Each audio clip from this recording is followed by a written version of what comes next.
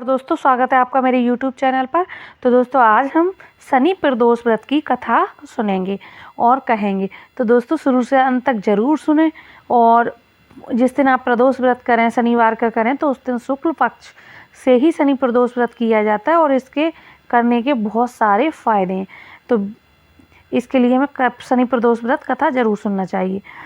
गंगाचार्य जी ने कहा कि हे महामते, आपने शिव भगवान शंकर प्रसन्न हेतु समस्त प्रदोष व्रत का वर्णन किया है। अब हम शनि प्रदोष विधि सुनने की इच्छा रखते हैं, सो कृपा करके सुनाइए। तब सूर्य जी बोले, हे श्री ऋषि, निश्चयात्मक रूप से आपका शिव पार्वती के चरणों में अत्यंत प्रेम है। मैं आपको शनि प्रदोष व्रत की विधि बतलाता हूँ, सो ध्यान से सुनो।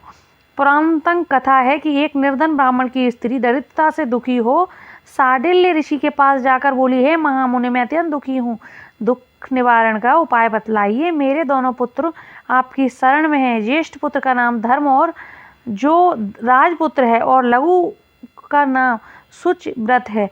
हम दरिद्री हैं, आप हमारा उद्धार कर सकते। इतनी बात सुन ऋषि ने शिव प्रदोष व्रत करने के लिए कहा। तीनों प्राणी प्रदोष व्रत करने लगे। कुछ समय पश्चात प्रदोष व्रत आया। तीनों के व्रत का संकल्प लिया।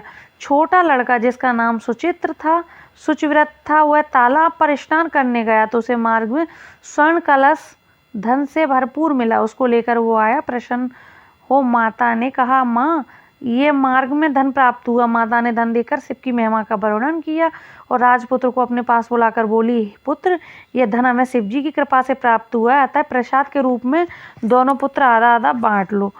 माता के वचन सुनकर राजपुत्र ने शिव पार्वती का ध्यान करके बोला, पूज्य, धन आपके पुत्र का ही है, मैं इसका अधिकारी नहीं हूँ, और मुझे शंकर भगवान ने माता पार्वती देंगे, तब मैं लूँगा।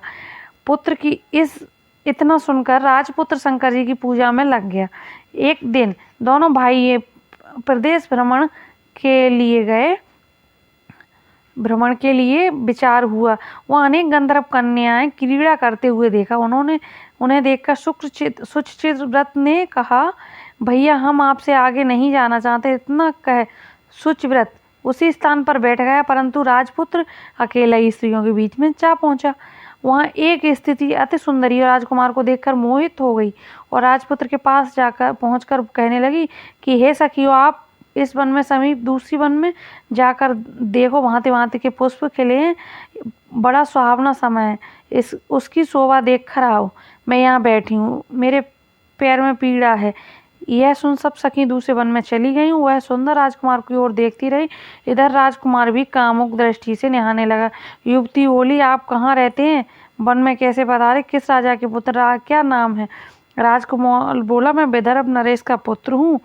अपना परिचय देते हुए युवती बोली, मैं गंधर्व की पुत्री हूँ, मैं भद्रविक नामक गंधर्व की पुत्री हूँ। मेरा नाम अशुमती है। मैं अपने मन की स्थिति जान ली है। आपको मुझ पर मोहित हैं। विधाता ने हमारा तुम्हारा संयोग बनाया है।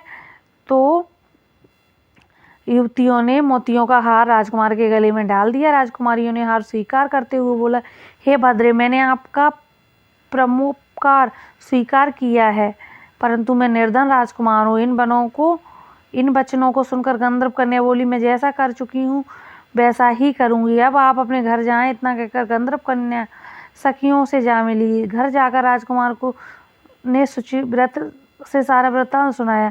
जब तीसरा दिन आया तो राजपुत्र शुचिव्रत को लेकर उसी वन में पहुंचा। वहीं गंधर्व राज अपनी कन्या को लेकर आ पहुंचा। इन दोनों राजकुमारों को देख आसन देकर कहा, मैं कैलाश पर गया था। वहाँ शंकर जी ने मुझसे कहा था कि धर्मगुप्त नाम का राजपुत्र है, जो इस समय राज्यविहीन निर्धन है। मेरा परम भक्त है गंधर्वराज, तुम उसकी सहायता करो। मैं महादेव जी की आज्ञा से इस कन्या को आपके पास लाया हूँ। आप इसका निर्वाह करें, मैं आपकी सहायता कर राजगद्दी पे बिठा दूंगा। इस प्रकार गंधर्व राज ने कन्या के विधिवत विवाह कर दिया। विशेष धन सुंदर कन्या को पाकर राजपुत्र प्रसन्न हुआ। भगवान कृपा से अपने शत्रुओं का दमन कर राज्य का सुख भोगने लगा। तो वीडियो पसंद आए तो लाइक करें, सब्सक्राइब करें। वीडियो देखने के लिए आप सभी का धन्यवाद। तो दोस्तों, शनि प्रदोष व्रत से हमारी दरिद्रता, धन संबंधी समस्याएं नष्ट होती तथा पुत्र पौत्र भी सुखी होते हैं।